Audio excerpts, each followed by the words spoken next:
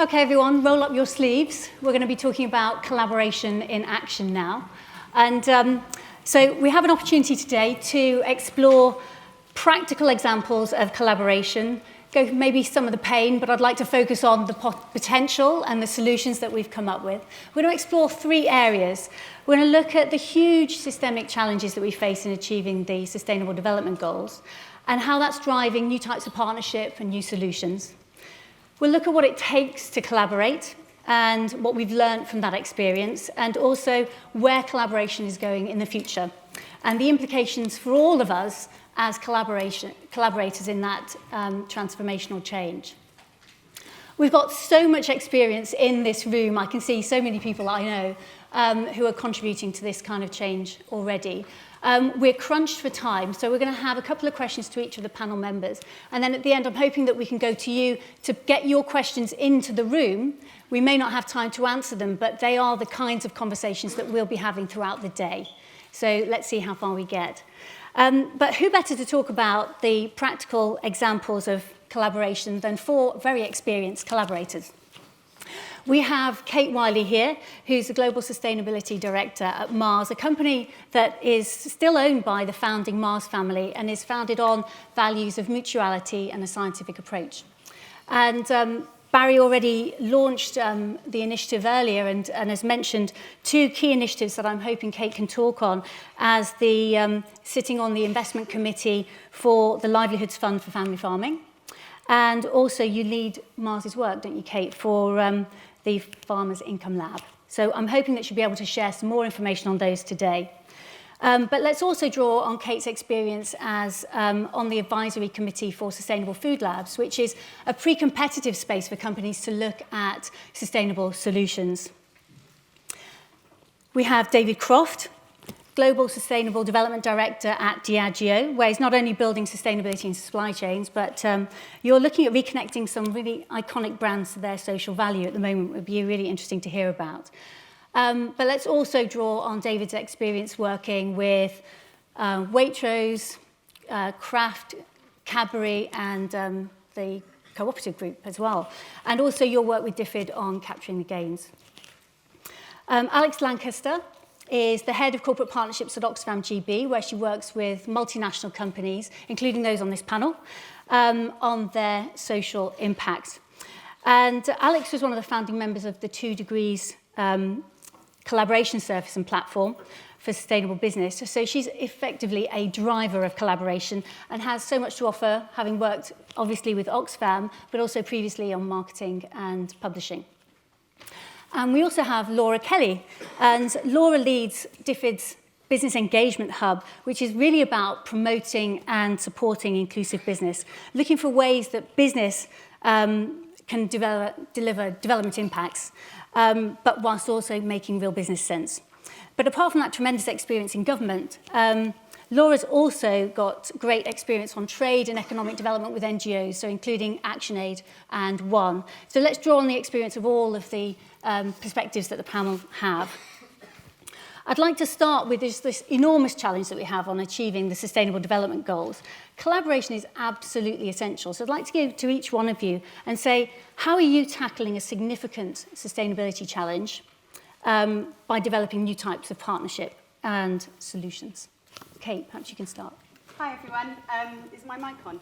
Yeah. Okay, good. It's exciting sitting in a lecture theatre doing this. So I want to talk to you quickly about 2 examples of collaboration that are addressing different solutions. And Barry touched on them earlier, the Livelihoods Fund for Family Farming and the Farmer Income Lab. So first, the Livelihoods Fund for Family Farming. What does sustainable sourcing need? Sustainable sourcing needs efficiency, it needs innovation, and it needs much deeper collaboration so we can share learning and get to a greater impact faster. And the Livelihoods Fund for Family Farming does just that. So Mars and Danone co-founded this, and we aim to have 120 million invested in 40 programs over the next 10 years. So how does it work? So the fund works with the suppliers, the NGOs, and implementing partners to design investments that are context-specific.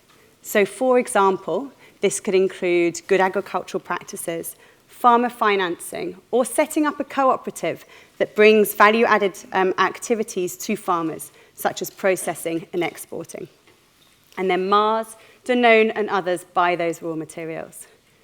We aim to work in a number of raw materials such as cocoa, vanilla, sugarcane, rice, coconut, and so on, and aim to reach 200,000 farmers to increase their incomes and 200,000 farms under sustainable management and bring those high-quality, sustainable, transparent raw materials to companies like Mars. So that's the first example. Secondly is the Farmer Income Lab.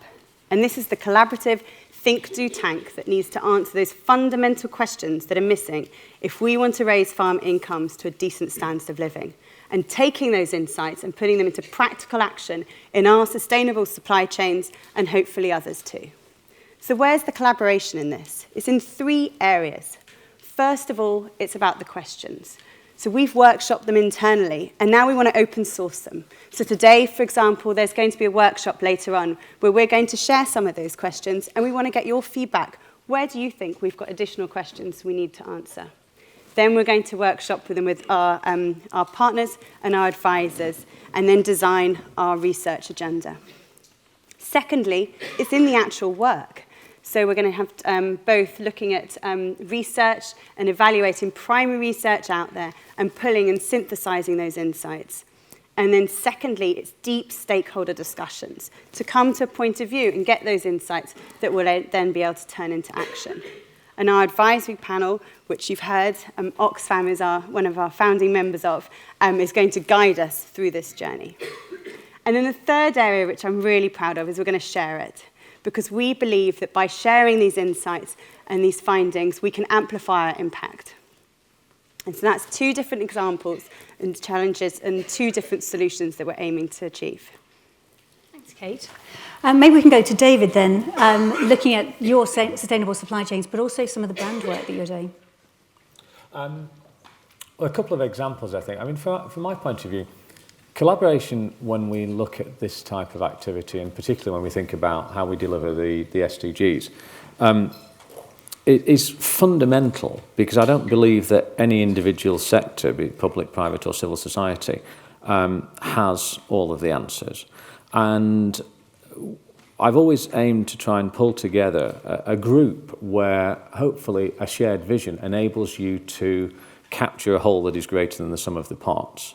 And whether that was work on water or cocoa, or as I'm doing now with Diageo in terms of sustainable supply chains, it's about bringing together people who have most of the answers and trying to create that shared vision so that we can identify and build solutions that have people at their heart. I think all too often some of the solutions that we come up with in sustainable development or thinking about the SDGs are not framed in a community-centric way.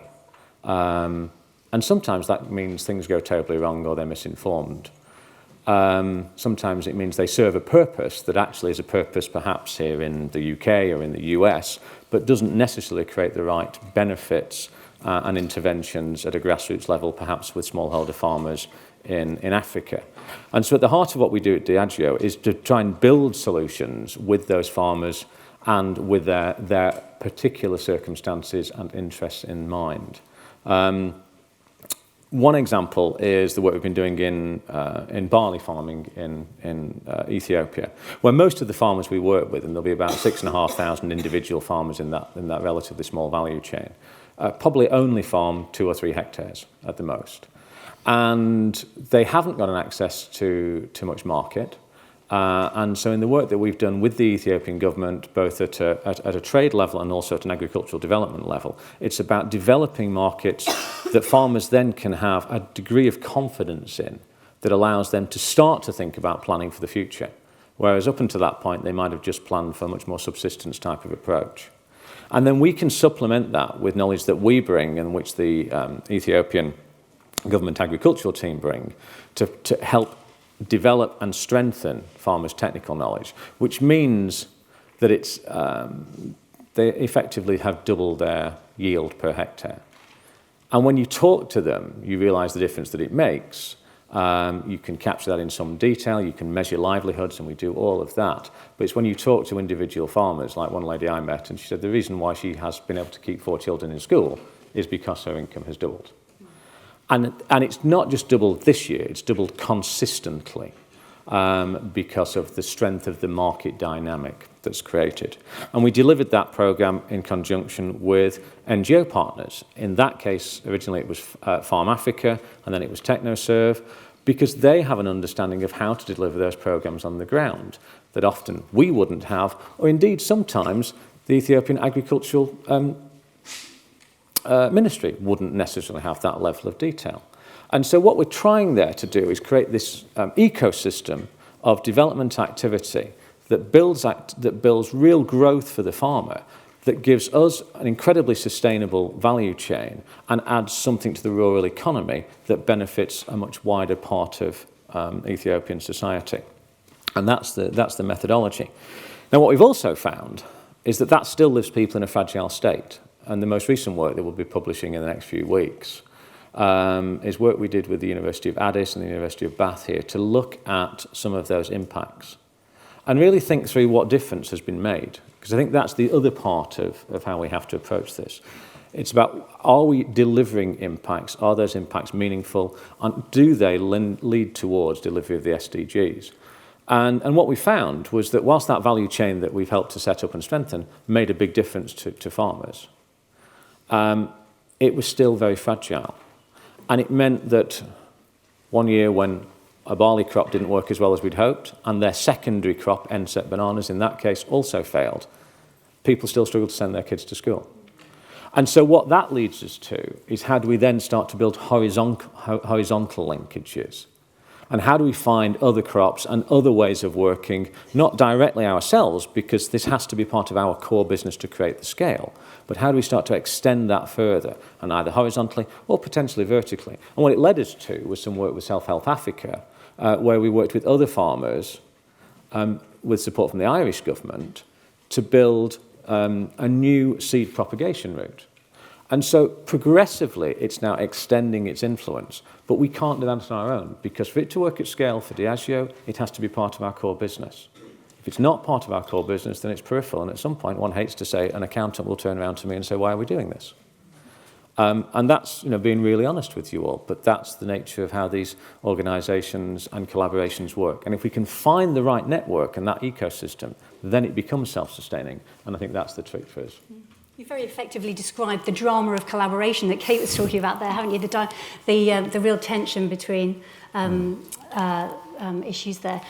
And interesting to see the connections between businesses that you're talking about here. It's not just NGOs and businesses working together, it's multiple partners. Alex, you're working on some really interesting work around with Oxfam and social change. Can you tell us some examples there? So, am I mic'd? Can you hear me? Yeah. So, first of all, I'd like to thank was it Rachael who mentioned unpaid care. Wasn't Rachael, was it? Who was the person who mentioned unpaid care?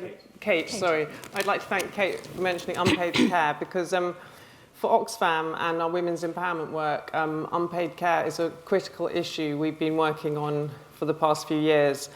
And we recently launched a really interesting partnership with Unilever and the detergent brand Surf to really address this issue. Now, I'm sure most of you in the room, a lot of you are development experts and you understand a lot about unpaid care, but just in case you don't, on average, the average woman in developing countries, and sorry, Kate, I don't know what other word to use apart from developing countries, spends up to 7 to 8 hours on unpaid care. So what that means is they're collecting water, they're doing laundry, they're caring for the sick, they're caring for the elderly. And obviously, this is immensely relevant to women's economic empowerment and women's ability to have agency, work themselves out of poverty, pursue an education, and do what they need to do to further their lives. So this is an issue we've been working on for a long time. This is an issue we've been programming on in various countries. And we've been running WASH infrastructure programs to support this issue, to drive this issue. And also, importantly, we've been running programs to challenge the social norms on this issue. But where we actually realized we were becoming slightly stuck or not having the impact we wanted is we were not we didn't have the scale from a communications perspective to really challenge the social norms around unpaid care and who picks up the burden of that care as effectively as we'd like to. So, as many of you know, Oxfam's been working with Unilever in various different guises for a long time as an influencing and advocacy partner and as a partner in many different ways. But we've never actually launched an on-the-ground, really transformative, ambitious program with them. So myself and my colleagues started a conversation with them 2 years ago to really look at this issue of unpaid care and really determine how we could address the social norm issue around it. And I really like Jane's comment about core competencies, because we've now developed a partnership where Unilever are bringing their core competencies of being one of the most effective marketing organisations in the world. They have a £9 billion advertising spend. They're hiring the best marketing execs there are, and our competency in programme and unpaid care.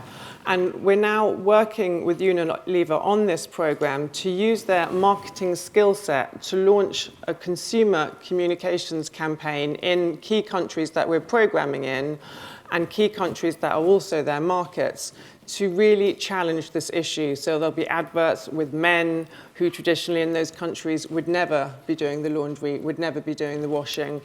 So we're working with them in a way that we have never worked before, really. And it makes complete sense to work with them in this way, because I think out of any company, they've been the most successful at challenging negative social norm. If you look at the campaigns they run on men's mental health and Axe through their brand activation, on Dove, women's confidence and body image, we're now working with them in this way to address this issue. And the programs are supporting our wash work and improving wash infrastructure for women to make their lives easier. But it's that global social norm piece that we really, really see the value. And we expect it to hit about 19 million people, really, to drive awareness next year. The programming work has started, but the communications work we're working on at the moment with the Unilever team, the Oxfam programme team and the Unilever team, and that will launch early next year. So from my perspective, I really see that as an example of a partnership that's really driving, I hate the word shared value, but shared value for both people, because we're also helping Unilever reach its Unilever Sustainable Living Plan goal to empower 5 million women by 2020. And also what we have done with them as a business, they're beginning to really understand the importance of the issue of unpaid care and social norms around that. And for a company that has a huge home care portfolio that's got a value of £9 billion, and often they're trying to sell to the bottom of the pyramid as much as possible, to get them to understand those issues of unpaid care, to me, is a win-win. Really great example. And it would be good when we come on to our next question to explore this real challenge of, it's a new way of working. You've got development people working with marketing and branding people, and that's a different set of skills, and how do you facilitate those kind of partnerships to work? Laura, can you tell us about DFID and the Business Engagement Hub and how that's helping to transform collaboration? Great. Well, really nice to be here and to hear so many great examples of people collaborating, business to business, business to NGO. Then you go, so what's the role for government? We had a question earlier about regulation, and yes, that does actually help in terms of the work, say, DFID does in developing countries, sorry to use the term, but setting the policy environment, working with governments to set the incentives. But we also recognise that, as David mentioned, if some of these things don't become a company's core business, then it's not going to survive. So how can we, as a donor, support that? We've got a huge agenda. The SDGs actually are the framework for everything that DFID does these days. So I've got colleagues across the whole organisation, from health to agriculture, humanitarian, digital, going, okay, we want to scale up, we want to do more with business. We want to work with NGO partners as well on this. How can we do this? And how can we do it that builds on what we've already done as a donor, but also learn from what companies and NGOs are already doing. So about a year ago, my team put their heads together to think about what kind of value add we could put in beyond the different challenge funds that DFID runs, beyond the investment potential we have through CDC. And we came up with something called Business Partnerships Fund to support partnerships. It took quite a long time to get it through ministers, and I might say a bit more about that later and talk about how companies and donors and NGOs are different. But what we were able to do there was to get a pot of money that we could be flexible with. And so when my colleagues from humanitarian department come through and say, okay, we've got some really pressing issues around cash transfers, we'd like to work with some mobile phone or payment card companies to do that. How can we do it quickly? Because it's happening now in Jordan and Lebanon, and we can't wait 12 months to do a business case. So the Business Partnerships Fund has what we call a support window in it, and that's trying to work with my colleagues to address these real challenges. We've got another big event as DFID tomorrow in London. We've got a summit on family planning with the Gates Foundation. It's picking up from a summit 5 years ago. The unmet need for family planning is still huge, and companies, not just pharma companies, but logistics companies, companies who have workplace clinics, have a huge role to play in that. How can we do something that adds value? The fund's been working with that team to come up with, hope, some really good commitments from companies who will be there tomorrow. So that's one aspect. The second is this idea of these good ideas. How do you scale them up? How do you get to game-changing scale that will help us achieve the SDGs, but will also make sense to companies in the long run, so it becomes a sustainable part of your business model? So we've got a challenge fund within that. We really want to sort of build on what's out there. So we've drawn together a group of academics, a couple of business people, people who understand and have got experience working in this area to advise us on these proposals, which are largely coming from companies. So we've got some ideas at the moment around affordable housing, around skills development, and we really want to identify where it is we add value. It might be that it's not finance, it might not be grant financing, it might be some TA, it might be an in-depth knowledge of the markets in the countries where DFID is working and has been for many years. So it might be around what do we know about the government and the enabling environment in Malawi. So we're taking different approaches. And we really want to learn from all of this. So the third component is the replication window. And that's trying to sort of draw on what we learn from doing these programs, but also draw on what's out there, the kind of things that Business Fights Poverty has been doing through its challenges, the kind of work that it's done over a long period of time. So we're seeking to bring all of that together. And if anybody would like to talk to me about it later, please come and find me. Great. Good. It's interesting to see here how these are business partnerships with social accountability. And that's a long way from the financial transactional partnerships of the past. I'd like to explore with each of the panel members, where are partnerships going in the future, and what are the implications for each of us as collaborators in those transformational partners? Kate, perhaps you can start. Yeah, so I'm going to answer, if I may, with where I see it and sort of tweaks with what I'd like to see as well. But first of all, I think we've talked about it a lot, but let's just remember why we collaborate, and I firmly believe this. These problems are much bigger than any one of our companies. Kate talked about it earlier with the ecosystem. I don't have the beautiful ball, but it requires a multi-actor approach to solve these. You can't do it as one company on your own, and so we have to work together much more closely. Secondly, you can actually get efficiencies from this. You can get efficiencies sometimes in costs, but you can get efficiencies in learning. By collaborating to learn and share best practice and knowledge, then you can get to much greater impact faster, and that's what we need. So what would I like to see? What will I see? Two things. First of all, I think it's going to be much deeper, long-term relationships between all the actors. So NGOs, business like Mars, suppliers, farmers, but then also peer companies, as we've talked about with Danone, and competitors, all working strategically and operationally on these complex challenges. And then secondly, it's about having a much more open, safe and trusted dialogue where you can really share the learning on what's working, but also what's not working, so you can try and solve these issues faster. So then the implications. So I thought the first one is about trust. So you can have all the contracts in the world, and I'll tell you, the Livelihoods Fund for Family Farming, these are like 6 organisations in one contract, which is sort of companies like Mars, NGOs, and sort of program implementers, and that takes time. You can have all the contracts in the world, but if you don't have that foundation of trust, where the belief is you're all coming from the right intentions, it won't work. Secondly, it's about aligned objectives. If you're actually working together, you need to have a common goal. And that can take time to really sort of wrestle with what that is. We've all got it at the sort of top vision, but what does that look like within each specific activity? And that comes to my last point on patience. Sometimes this takes a little bit longer at the start to really get going, but it's worth it. If you can really work together to solve these issues, we'll have a much greater impact than alone. Great, thanks, Kate. David, future of partnerships and implications, and don't hold back. You can say what NGOs and DFID need to do as well. That'll teach me for telling things to Rachael over a pint of beer, won't it? I think all of the above from Kate's point of view to start off with. I actually think it's relatively easy to get a shared vision of where you want things to get to in a partnership. The challenge that comes around it is actually being really open and honest about what you're prepared to compromise in order to deliver that.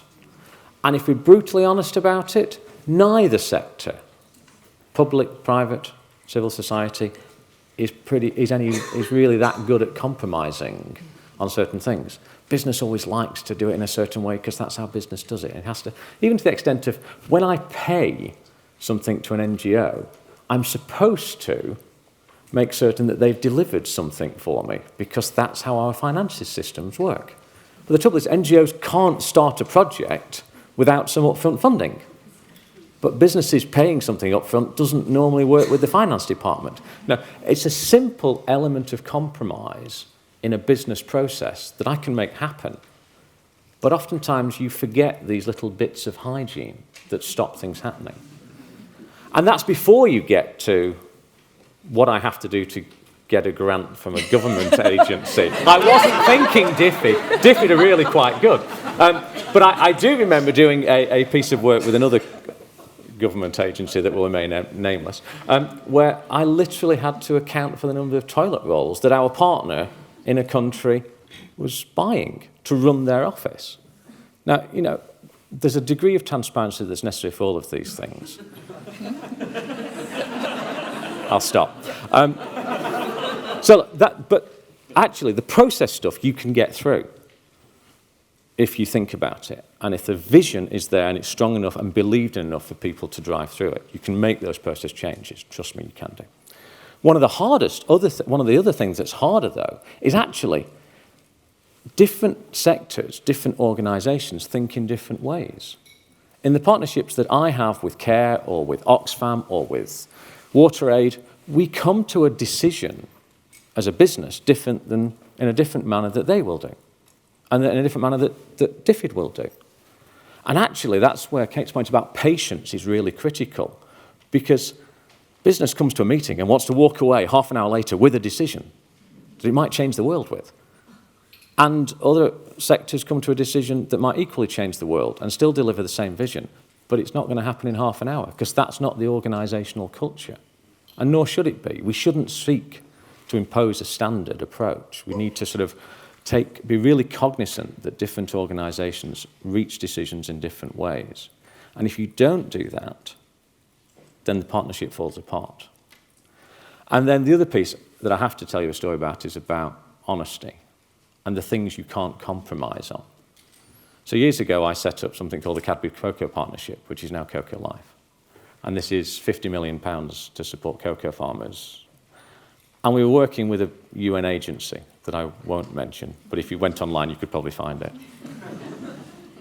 And I thought that we were working really closely together, and that their vision was our vision, and it was, and that their strategy as an organisation supported delivery of that vision from their perspective, just as our strategy supported delivering the vision from our perspective. And 5 months in, the representative in the country in question said, well, when are you going to pay us for this? And I said, pay you? You didn't say anything about payment. And they wanted a significant amount of money. And then, of course, we can't pay a UN agency as a consultant, because that's not allowed. Because you're not allowed to have a contract with the UN that you could actually get the lawyers on. That would be unfortunate. It would be very interesting if you could. And they then said to me, well, the way you're going to do this is you're going to give us all the money and treat us as a bank, and it'll go through. And by the way, at the end of it, all the assets that this program buys will become the property of the UN. And that's me saying, well, I need to give CARE a 4x4 to get around to all these rural communities. So in 3 years' time, it's going to be a UN car, not a CARE car. Yeah, that's the way the system works. That's the contract. And the contract's entirely non-negotiable because it's a UN contract and you haven't got any opportunity to do it. You know, if we'd have been much more upfront about what was necessary at the outset, then we'd have managed it very differently. As it was, we kept it going because of the strength of the relationship that I had with the representative in that country. But the problem with that is that if he moves or if I move, then the process starts to unravel. And that's where you have to be really clear and honest up front about what you can compromise on and what you can't. In that case, they had to get paid. Naively, I thought the UN didn't need to get paid by companies, but that's a different discussion. So all of those things, you know, are really critical in setting the thing up. What I would hope that we will get to is that part of this is embedded within a policy environment that is also supportive of growth, and particularly inclusive growth. Because for businesses to do more, then it's not about writing a check. And the gap in terms of delivering the SDGs is, depending on which day of the week it is, somewhere between 1.5 and 4 trillion a year.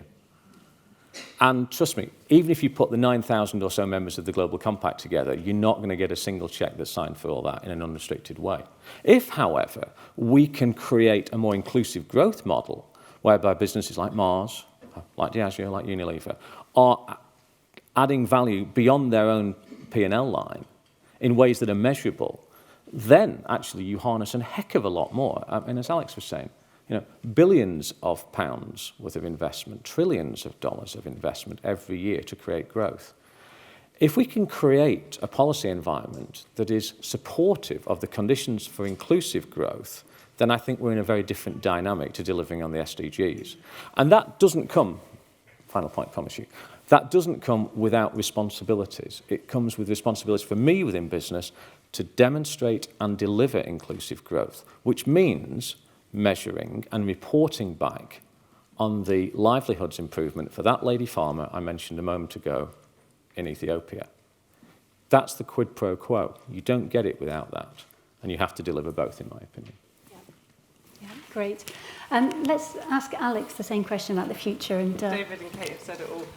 No, I've got one, I think, really pertinent thing to add. I think as everybody's trying to achieve more transformational partnerships and really move into a transformational space to really address the challenges we need to address, the partnerships space is much more collaborative and much more co-creational. And it's a long, holistic, iterative process. And I think traditionally, for NGOs in particular, but for lots of different organizations, this level of co-creation and collaboration is really quite tricky and potentially quite new. And, you know, we're used to getting nice big checks in the old days from DFID, et cetera. You get the check, you run the program, you go and spend it. That's great. You don't have an annoying business asking you once a month what you're doing with the money, what your KPIs are, what, you know, that, I mean, that's my daily life now, and that's great. I love it, but it's a completely, no, I do love it. I do. But, you know, it's a complete, I do. It's a complete shift to the way we have to work. And culturally, I don't think that can be underestimated. It makes it really exciting, that co-creation. But also, if you're deep in program and you're programming, you're an expert on a specific area of livelihoods, having to start co-creating with a business person, what's that about? That's really, that's not a kind of natural bedfellow. So I think it's quite a brave new world for all of us, but a really exciting one. And I think if we don't all step up to the plate together, we're going to, you know, miss all the goals we're trying to achieve. You're highlighting some really significant challenges that organisations have to work on as they're developing collaboration. Laura? Yeah, well, of course, everybody has already said it. But I think that's actually really positive that we're sort of saying the same things from business, from the NGO sector, and from the donor side as well. And so that's what I think is really exciting about the future and the potential for really transformative collaborations to address the SDGs, to support inclusive growth. And also from a DFID perspective, for those of you in the UK, you will see how much pressure we are under in the media on a daily basis for how we spend our aid budget. We're in a very fortunate position. We, as the UK, have met the 0.7 target and we've committed to carry on meeting that. There is a huge amount of opposition out there to that. You think this is about economic development, this is about helping countries to stand on their own feet, supporting business in those countries. So for us, in all of these partnerships, one of the key things going forward is to demonstrate who we're working with and to demonstrate success. And David talked about measuring impact. That's really key for us. But we do recognise that DFID does its monitoring and evaluation, and it has its log frames and it has its TORs.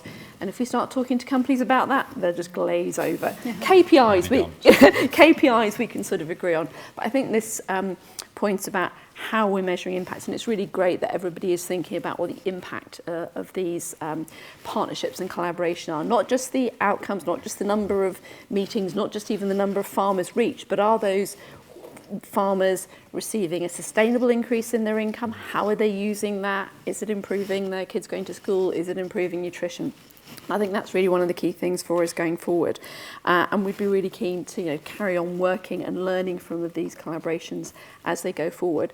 And then also great companies here in the room, Unilever. But what about what we sometimes call the laggards, the companies that are the next tier down that don't really get this? And some of the big corporations from the emerging economies, China, India, Brazil, I think the best way to reach them is actually through demonstrating successful partnerships that deliver development outcomes and support companies' bottom line. That's going to have a much bigger impact than us as a donor or even their governments probably telling them what to do. Thank you. We're being very polite, and I think it'd be useful when we have our wrap-up comments to actually just say what more do we need from each other in these collaborations to make quite challenging collaborations work. So I'd like you to summarise when we come to this next point, any of your final shots, but I'd like to get just 4 questions from the audience to say we may not be able to answer them all, but they're in the room and you can talk to the panel and we can talk to each other about them as we go. So if you can put your hands up and explain who you are when we come through. You were very fast, so if there's one a microphone. Do we have any microphones? Yes. So we have a question at the front there. Sorry. And where were the others? Where were the other questions? So if we have a question there, 2 more. So over there, Joe Zaremba, and then another woman, right, and another lady there, right in the middle. Okay, so go. My name is Mubin. First, I wanted to congratulate Zahid for this collaboration thing because he's been always after this. He's literally fighting on poverty. You see, the most talked about topic all over the world at the moment is poverty, unemployment. Now, the issue is this, that we all know about it. A lot of money has been spent on it. But why is it so difficult? We have seen one example which Vasuki mentioned about India and China. China was the only country which were able to achieve Millennium Development Goal, and they reduced poverty to 500 million people. But unfortunate part is that we don't know how they did it. So the question was that all these multinationals, they've got enough money. Money is not an issue. But the problem is this, that 80% of the industry being run by small, medium enterprises. Now, for those small, medium enterprises to approach donor agencies is out of the question, but they can approach multinationals. Multinationals, they all have corporate social responsibility. They have got enough funds, but unfortunate part is this, that when the year ends, they would give this money to bigger organizations like Bill Gates and all that. So my question was this, that how do we then collaborate? I mean, for a small industry or for a small industry, how will they approach DFID? How will they approach Oxfam? Yeah. How do we go about it? Yeah, great question. Thank you. Brilliant. Let's get all the questions out. Hi. Again, this is Claudia Bush with the Better Cotton Initiative. One thing I'd like to say is bravo to everyone. Excellent. I've been working in multi-stakeholder partnerships for years, not just from the UN, which I understand what you said over there, and from now is from the private sector. My one thing I'd like to ask is, and if anybody could think about this, and anybody wants to talk to me also during the breaks, et cetera, is how do we measure real impact and change? We have the livelihoods are changing. We're watching, yes, less fertilizers are being used, less pesticides are being used. We're watching yields go up by using sustainable methods, but how do we change that? The other thing I want to add to the one point on trust, absolutely correct. Have to have the trust all the way up and down the chain, but also we need credibility and to be at the field level and have people that are in the field that work in that. So I just want to make those comments. Thank you. Great, thank you. Sorry. Joe? Thank you. Jo Zaremba, currently with Earthwatch, an environmental NGO. It's working. Thank you for some insights, deep insights into collaboration amongst perhaps what have been unlikely bedfellows. I'm like some other people asking questions, maybe looking to push that question about collaboration a bit further and ask about how can these collaborative approaches be used perhaps to bring in to the conversation with some of our critics, adversaries, and even opponents, the issue of sustainability and push the agenda there. And also, how can this collaboration be deepened between two, what I still see quite divided sectors, which is the environment and the development, and I mean sort of nature conservation, the deep green stuff. Thank you. Yeah, good question. And a final question here in the middle.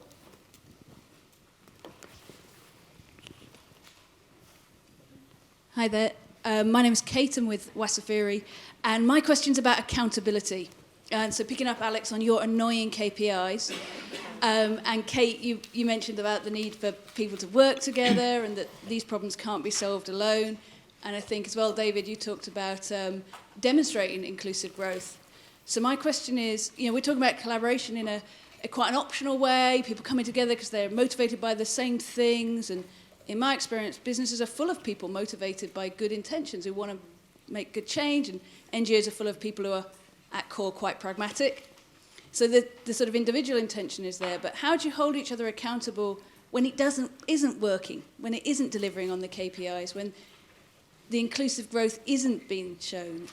So accountability within a partnership, and also, you've all got stakeholders and people who are not in your collaborations who are impacted, whether it's other smallholder farmers, people in the value chains. How open are these collaborations to that sort of external accountability? So there's a general question about accountability. Great questions for today generally. And I think if we can, I'll see if you might want to answer in any specific questions, but Laura, I wondered whether you might want to look at the first question there around the, you may not, but the first question around small and medium-sized enterprises. But if we can make them brief, just a brief parting shot and any answer you can provide. Okay, so perhaps on the SME one, SMEs, as we heard earlier, are a huge part of big companies' value chains. Also, there's a lot of work that DFID does in the financial inclusion space that can help SMEs get over that barrier to become a company that could be supplying into a value chain. So I think there is something we do there. I think the accountability point is absolutely right. We as donors are accountable to taxpayers. Companies are accountable to their shareholders. A lot of those people overlap. Wouldn't it be great if we could get them to be thinking about their role as taxpayers and their role as shareholders and thinking about what kind of things they can be pushing for? Great point. David, do you want to tackle accountability as well, or maybe real impacts and change? I might do all of them. You never know. I'm going to try and actually do all of them. The SME piece, there is lots of potential, I think, for as part of a large corporate value chain, but also increasingly about entering that value chain in a different way and starting to think about 2 or 3 degrees of separation from that value chain, where SMEs and other actors can start to play. So you start to get a bit more horizontal linkages, and that actually is very beneficial to everybody. I do think that the approach you get sometimes from larger organisations can be an anchor to other forms of development that sits around it, that allows other actors to come and be part of that conversation. And it works well in the value chain approach. It doesn't work well in a post-conflict or post-crisis situation. We've got to recognise that different solutions are needed for those areas. On the accountability piece, Alex talked about co-creation. If there is true co-creation, then everybody is accountable for delivering the vision. And it then means that you hold other partners in that discussion to account. If it is a much more transactional conversation, as often, unfortunately, so-called multi-sectoral partnerships end up being, then that doesn't happen, and it's always somebody else's fault. Whereas in the successful ones, the scale, the ones I've been part of, the successful ones are when you get around the table and you hold other people to account to deliver their end of their part of the situation. As Laura said, there is an increasing amount also of this external accountability. We have to create much more transparent reporting about impact, and that drives towards it. That also satisfies, in the case of a business sector conversation, some of that external stakeholder accountability about investors. And the good news is I'm also starting to see many more investors being prepared to put skin in the game, rather than just saying, we're interested in this, and we'll penalise you if you don't do it. More of them are now starting to say, we're interested in this, and we will take longer and greater holdings in companies who are behaving in that way to deliver the SDGs and report around it. So that's another incentive around core business conversations that I think more and more listed companies will start to gather momentum around. Because at the end of the day, there are millions of small businesses, I get that, but actually, there is 80% of all growth wrapped up in a much smaller number of much larger organisations. If we can get those moving in that direction, then you do create critical mass that others can anchor on as well. Great. Thanks, David. Kate, how are you doing on social impact measurement? An easy one. Yeah, simple. So I'm conscious that we're holding you all to lunch, so I'll be quick. There's a couple of questions I was going to answer. Working with smaller organisations. So the Livelihoods Fund for Family Farming, the fund is a small organisation. And I think sometimes we drive them crazy because they're like, why can't we just do this? And we're like, we've got to go through the process. And Mars is not a bureaucratic, process-driven organisation. So I think it's about the part at the front of building the relationships, understanding where each other's coming from, and having that foundation of trust. So when you do get into those points of tension, you know that each other's got the right intentions. To your question on impact, we could talk about this for hours. I've just got one request. Can we do it in the same way? Because otherwise these farmers are going to get asked by millions of different people in different ways, and it drives me crazy. So please, can we all measure impact in the same way? I'm not quite sure how we'd do that, but through collaboration, that'll solve it. Brilliant. Thank you. And a final point from Alex. Just vis-a-vis accountability, I think when you're working on these really complex, co-created partnerships, as David said, trust and transparency, but it sounds really obvious, but having very clear terms of engagement, reviewing them constantly. When things don't work, everything always goes wrong. There's always a problem. That's just human. There's nothing wrong with that. But trusting each other enough to share that, say there's an issue in Mindanao at the moment, we can't program in the way you wanted us to, we're not going to hit your KPI. I mean, just be really transparent. And then I think then everything seems to work, but it's when you're hiding things and not trusting each other, back to your point, that things fall apart, and you have to have that trust. Great, thank you. Well, great questions from the audience and very open and honest discussion from the panel. Thank you very much. Please join me in thanking the panel for their time.